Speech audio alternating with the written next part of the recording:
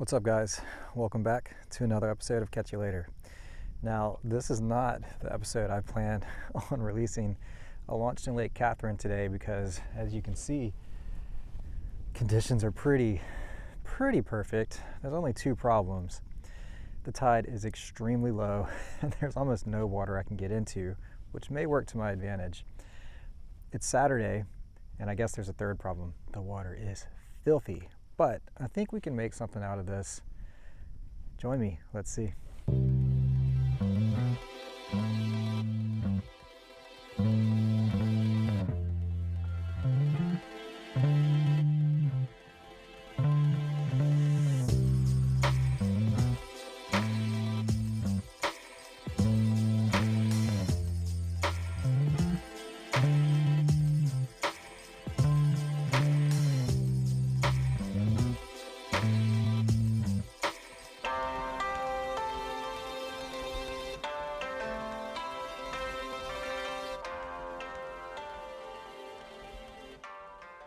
Well, you may be able to see along this bank, there's bait everywhere, but you can also see just how blown out the water is. It looks to me like the tide is still falling, which is crazy. And let's show you just how dirty the water is. You can't even see my trolling motor. You pretty much can't ask for worse water. But even though the water is this low, I am hoping for two things. Number one, the fish pretty much have to be stacked up, right? And number two, most people can't get to the areas I can get to. Now, I didn't bring a push pole, so I'm gonna have to be more careful than normal. Now you can see this little cut that I'm targeting right here. I'd bet pretty much anything this is real close to where Masson got into it with the duck hunters. But at this intersection, you can see there's just a ton of activity. And so that's what we're going to be targeting today. Just intersection after intersection. And I don't think we're going to find any water that's all that much better because the Pearl River is in flood stage right now. So with that, let's go over conditions. As you can see, incredibly muddy water, bait everywhere, falling tide for probably another hour. It is right at 11 o'clock. It took me an hour from the launch to find somewhere that I could get my boat into. Air temps are in the 60s right now. They might get into the 70s today. Water temps are about the same. I would say high 60s.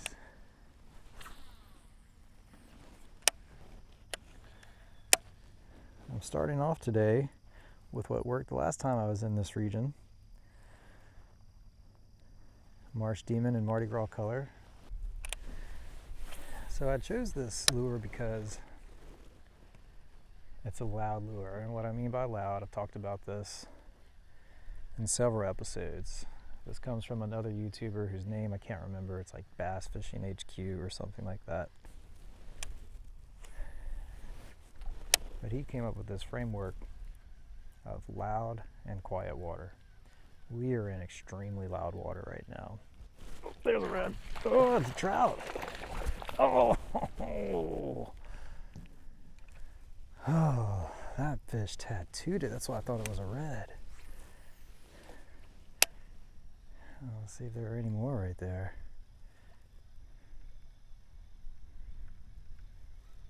God, look at that fish hit so hard. I think that caught me off guard. I really wasn't expecting it. Plus, I've been fishing in freshwater for a while, and the only fish I've caught are one sockeye, a tiny bass, and a bull brim. And out of those three, the bull brim fought the hardest. And that trout just, I mean, he crushed it. I can't believe I didn't keep it buttoned up. So anyway, as I was saying before, I was rudely interrupted by that speckled trout that was obviously very hungry. Loud and quiet water. This water is extremely loud right now. And it's a little, what do you say? I've been studying French. I'm like losing English words, more French words I learned, but Doesn't make a whole lot of sense. How would you call this loud water? Well, it's loud because there's a lot of noise. And what I mean by noise isn't just like audio noise. Oh, there's another hit. Look at that, another trout. And this time we landed it. Not a keeper, but man, in dirty, dirty water like this, I'll take it. Seems like all I gotta do is talk about loud versus quiet water, and these trout are tattooing it. Now I did bring an ice chest. I wouldn't mind keeping some fish, but I don't have to. I'm just here to catch some fish.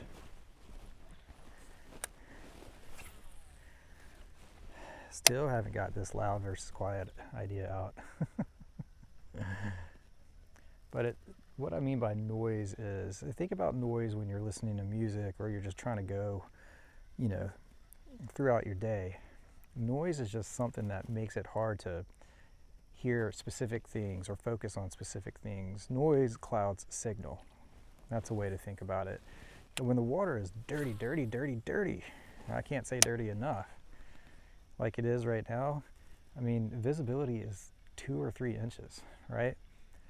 And in that case, that's what makes it loud. There's just a lot of noise. And because there's a lot of noise, you gotta go with a loud lure. And we've already seen 2, not keeper trout, but 2 trout on this spinnerbait. And what makes it loud is that it actually is sonically loud. It makes a lot of vibrations in the water. And because it's got that blade that's spinning and popping light out, it really does a good job of getting signal through the noise. So I think that loud versus quiet sort of mental model or framework for how to, there's another one. That's gotta be a red. Gotta be a red.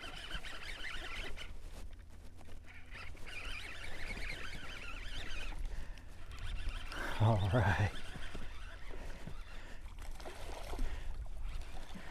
All right, 3 fish right here at this spot. None keepers. This one probably would have kept last year.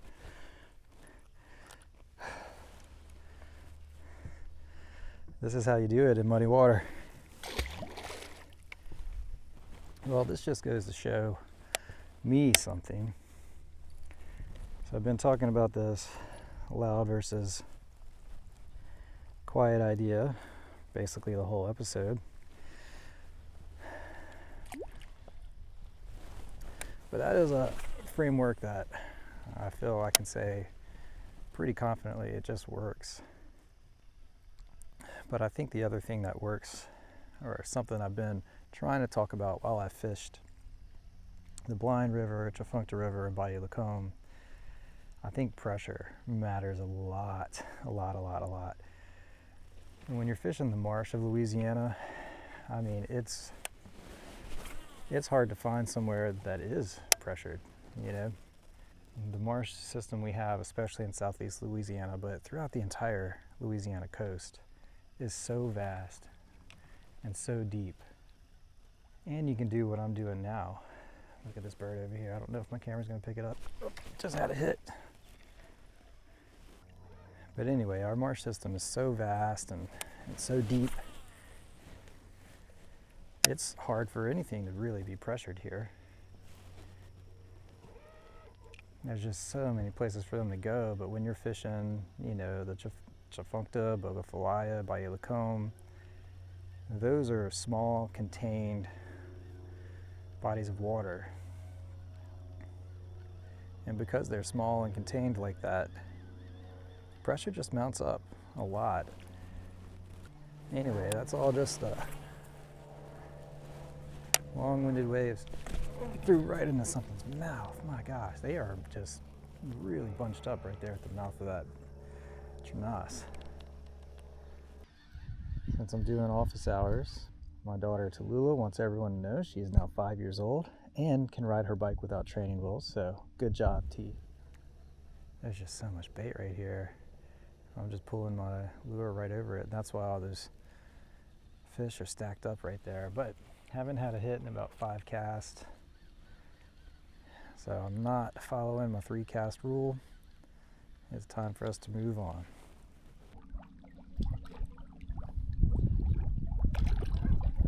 I mean, how can I not fish this area? Surely there's some redfish or something around here trying to eat all this bait. So I'll spend maybe 20 minutes in here. I mean, it is super shallow. I've only seen a handful of what I think are reds, definitely nothing for sure. I'm just looking at the size of the dust clouds, basically. So one reason I was trying to push further, there's 3 guys over here fishing, blew through the direction I was heading in their boat. And I don't really want to make a run because I did not get gas on the way in. Golly. Alright, I'm going to switch to the smoky grub. Really getting tattooed, but not able to set the hook. I think they're hitting the blade.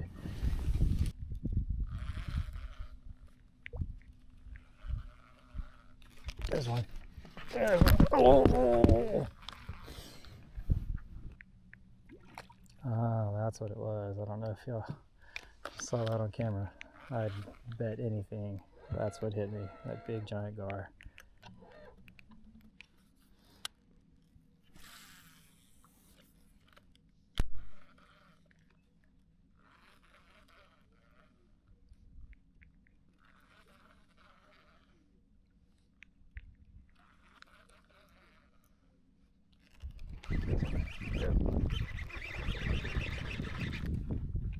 Nice trout, nice trout, nice trout.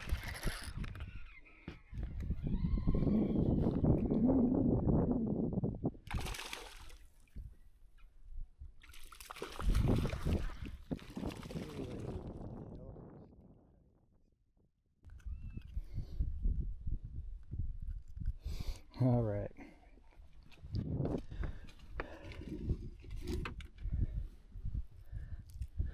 My friends, that's what we came out here for. Take this off for the thumbnail. I'm gonna go ahead and keep this one. Hopefully we'll catch a couple more.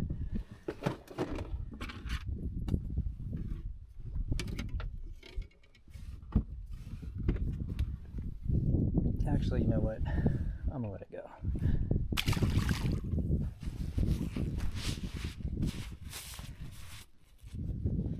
See if we can catch a couple more.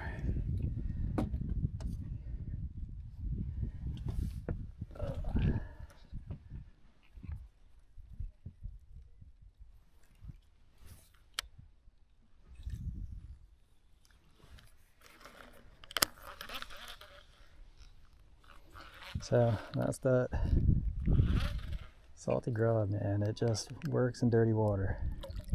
But I can see all kinds of bait splashing right there. That always means bigger fish underneath them. So I'm gonna back up.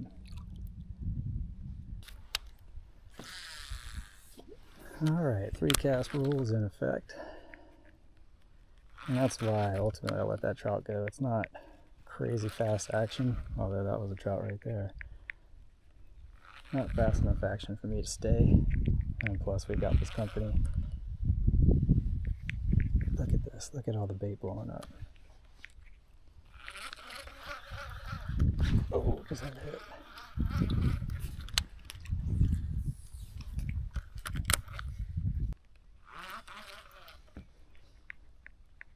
Now, if you're wondering why that trout pulled drag, I've been fishing freshwater with this rod, and I only got 6-pound line on. So I've got my drag super duper loose.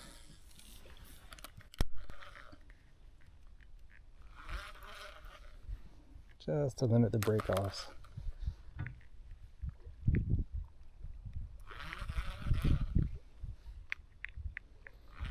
Alright, it's looking like just one trout right here.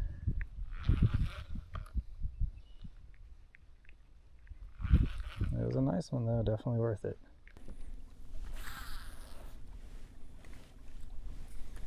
After that last speck, I decided to make a run. The family that was fishing in front of me, they were nice enough, but they had been fishing in the direction I wanted to go originally. I probably could have stopped at the first spot where we caught a couple of trout and a red, but decided, let's just go see somewhere else. And I know for sure this area was unpressured today because you couldn't get in it just a couple hours ago. So that it also confirms that the tide is rising. So right now we pretty much got all the conditions against us. In the beginning of a rising tide, right at midday, this is usually not when you're going to tear them up, although it's not unheard of. But I'm just going to fish for maybe another hour or so. The wind is starting to pick up. It's supposed to get real heavy around 2, and as things go, the forecast was a little bit wrong.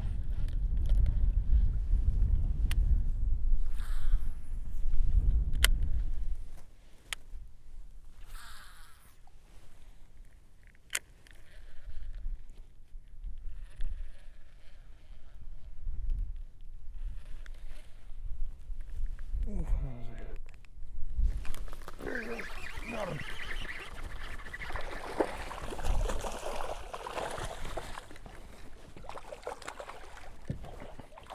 Nice. That was cool. That was cool. He hit it and spit it, and then he came back for it. Put the spot lock on real quick.